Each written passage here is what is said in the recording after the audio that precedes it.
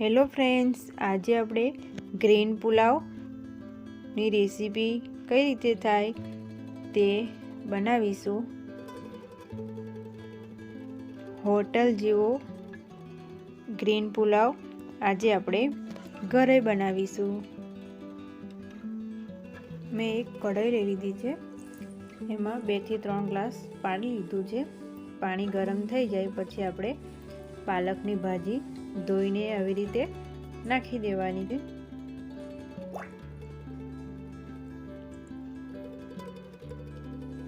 પાલકની ભાજી થતાં બહુ વાર નથી લાગતી, જલ્દી ચડી જાય છે।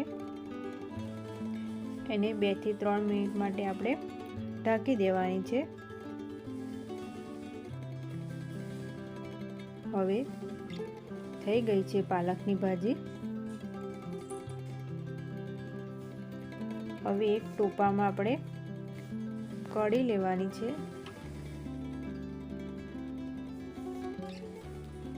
ટોપામાં કાઢ્યા પછી આપણે એને ઠંડા પાણીમાં નાખવાની છે। આવી રીતે એક ટોપામાં કઢી નાખવાની છે।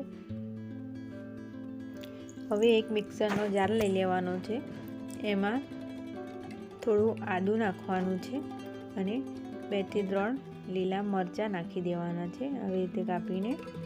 પછી આપણે ભાજી જે પાલકની બાફી હતી એ અંદર નાખી દેવાની છે। હવે એને પીલી નાખવાની છે મિક્સરમાં। હવે ભાજી થઈ ગઈ છે, ગ્રીન કલર સરસ આવ્યો છે। હવે આપણે વઘાર કરીશું। 1 થી 2 પડી તેલ રેડી દેવાનું છે। મેં 2 પડી તેલ લીધું છે।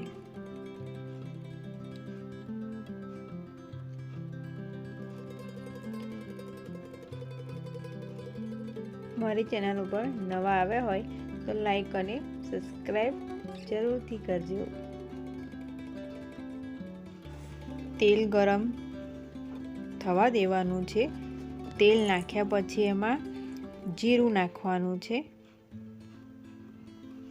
તેલ ગરમ સરસ થઈ ગયું છે। હવે આપણે એમાં 1 ચમચી જીરું નાખી દેવાનું છે।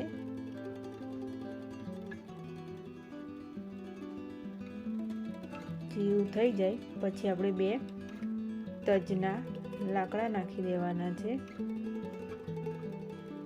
પછી આપણે 2 થી 3 લવિંગ નાખવાના છે અને 2 તમાલપત્ર નાખી દેવાના છે। પછી એને મિક્સ કરી દેવાનું છે।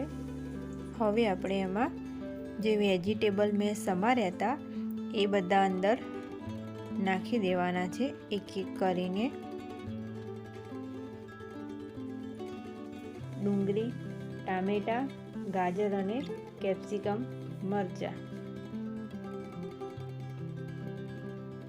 હવે પહેલા આપણે ગાજર નાખીશું।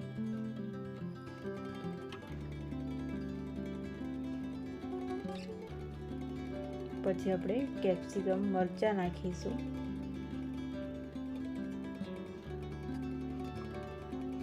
હવે આપણે ડુંગળી નાખી દેવાની છે।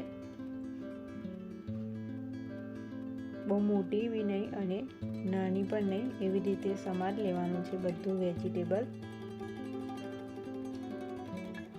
હવે મિક્સ કરી દેવાનું છે।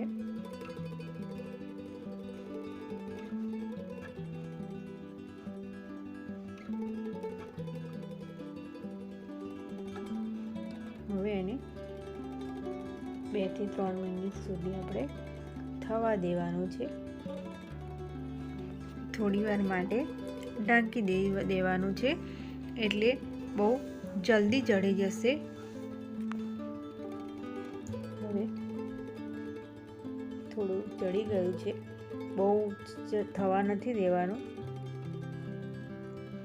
હવે આપણે એનો મસાલો કરી દઈશું। 1 ચમચી સ્વાદ પ્રમાણે મીઠું નાખવાનું છે।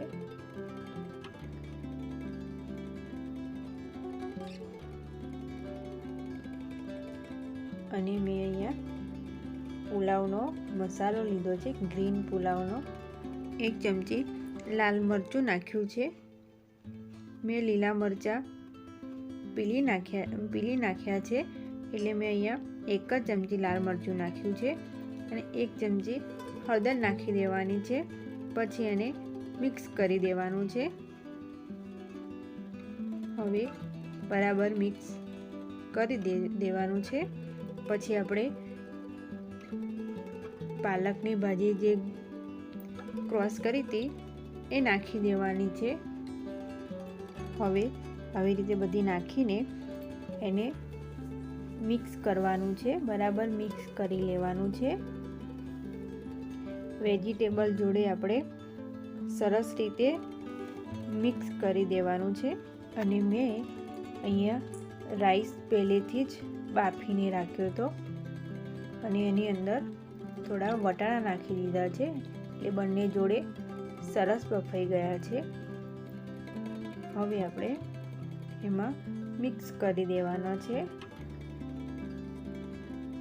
મારી રેસીપી પસંદ આવી હોય તો જરૂરથી ટ્રાય કરજો. હવે આપણે એમાં આવી રીતે મિક્સ કરી દેવાનું છે. શાંતિથી હળવા હાથે એને હલાવવાનું.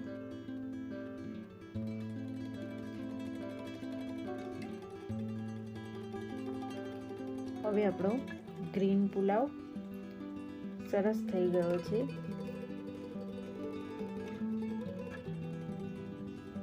હવે એક બાઉલમાં કાઢી લેવાનો છે.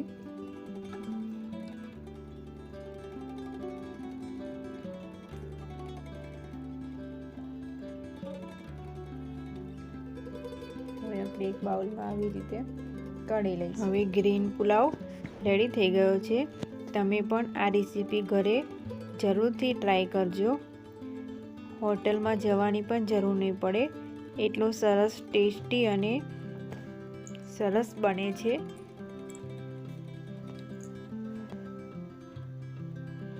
હવે એમાં આપણે થોડા કાજુ નાખી દેવાના છે.